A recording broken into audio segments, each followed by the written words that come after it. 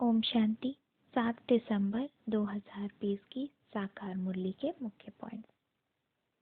आज बाबा अपने बच्चों को सिकिलदे बच्चे कह संबोधित कर रहे हैं, क्योंकि बाप और बच्चे का मिलन अभी इस संगम युग पर ही होता है। फिर हम पूरे 5000 वर्ष के लिए गुम हो जाते हैं। फिर इस कलयुग के अंत में अभी संगम युग पर मिलते हैं। सिकिलदे उनको कहा जाता है जो गुम हो जाते हैं और फिर बहुत समय के बाद मिलते हैं। इसलिए अभी के युग को संगम युग भी कहा गया है, जब बाप और बच्चे का संगम होता है।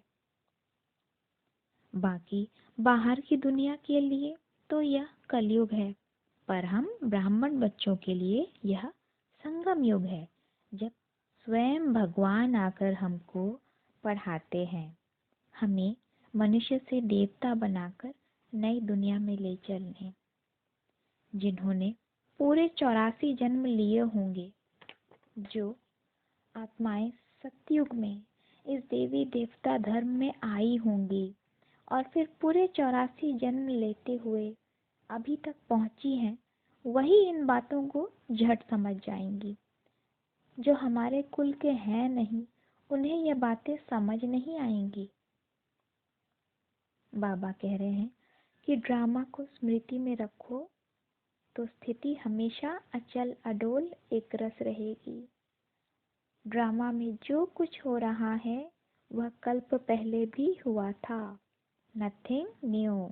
इसलिए इसमें मूझने, घबराने की या दिल शिकस्त होने की बात नहीं। ड्रामा में हर एक का पार्ट नूंधा है और ड्रामा का हर एक सीन कल्याणकारी है। यह स्मृति रहे तो कैसी भी परिस्थिति आ जाए, हमारी स्थिति अचल अडोल और एक रस रहेगी। भक्ति मार्ग में तो ढेरों सत्संग होते हैं, पर इनसे कोई प्राप्ति नहीं होती।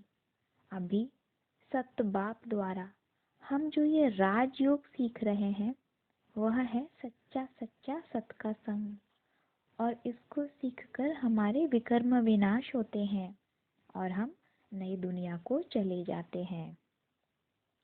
बाबा घड़ी घड़ी यह पाठ पक्का कराते हैं कि याद की यात्रा में रहो, याद बगैर विकर्म विनाश नहीं होंगे। आत्मा जब तक इस योग अग्नि में अपने विकर्म विनाश नहीं कर लेती, वह अपने घर नहीं जा सकती। नहीं तो फिर अंत में सजाएं खानी पड़ेंगी और पद भी भ्रष्ट हो जाएगा। इसलिए मामेकम याद करो। बाबा आते ही हैं इस पुरुषोत्तम संगम युग पर।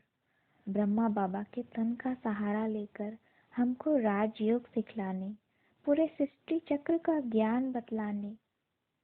इससे पहले तो ब्रह्मा बाबा तक को भी यह पता नहीं था कि अभी कलयुग खत्म हो फिर से सतयुग आना है।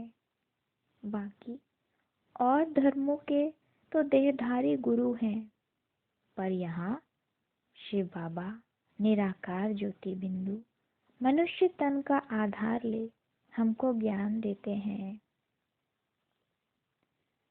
एक शिव बाबा ही ज्ञान का सागर अथॉरिटी है, पर उस ज्ञान को सुनाने के लिए मुख तो चाहिए ना।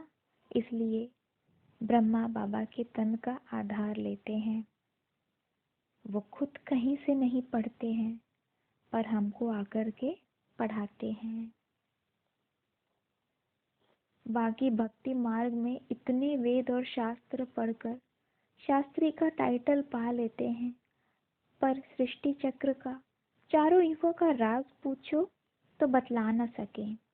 एक सत सत बाप ही है जो आकर पूरा ज्ञान, वर्ल्ड की हिस्ट्री, ज्योग्राफी आकर हमको पढ़ाते हैं। यह है रूह की पढ़ाई। यह रूहानी बाप रूहानी बच्चों को पढ़ाते हैं, रूह को तमो प्रधान से सतो प्रधान बनाने के लिए। हम बच्चे अभी रूहानी सर्विस कर खुदा के खिदमतगार बनते हैं। अभी हम अपने अंदर देवी कैरेक्टर धारण कर रहे हैं, इसलिए हमारे आचरण व्यवहार में वह दिखने चाहिए। हमें हर एक आत्मा से मीठे संबंध रखने हैं। किसी भी देहधारी से लगाव या उसकी स्तुति नहीं करनी है। इससे हमारे विकर्म विनाश थोड़े ही होंगे। एक शिव बाबा की याद ही हमारे पापों को भस्म करेगी। आज वरदान में बाबा कह रहे हैं कि होली हंस बन हर एक आत्मा के गुणों को देखो और एक बाप के सर्व गुणों को अपने अंदर धारण करो। हमें हर एक आत्मा की अच्छाई को देखना है और हम स्वयं जितना बाप के गुणों को अपने अंदर धारण करते जाएंगे, उतने सर्वगुण संपन्न होते जाएंगे। हमारे गले में जो गुणों की माला है वो उतनी बड़ी होती जाएगी। अभी संगम युग पर ऐसी गुणों की माला धारण करने वाले बच्चे ही विजय माला में आते हैं। स्लोगन है, साक्षीपन की स्थिति ही यथार्थ निर्णय का तख्त है। अच्छा, ओम शांति।